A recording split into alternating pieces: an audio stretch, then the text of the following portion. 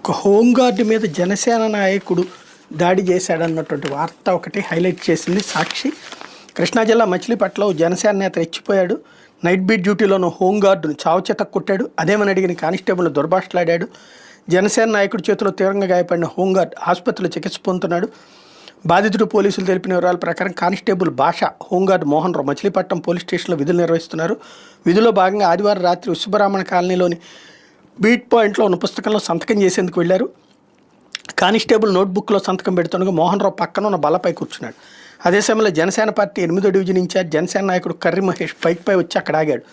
ఏంటర్ నన్ను చూసి కూడా నిలబడ్డం లేదంటూ మోహన్ రావుని ఏకవచనంతో సంబోధిస్తూ తన అహంభావాన్ని ప్రదర్శించాడు.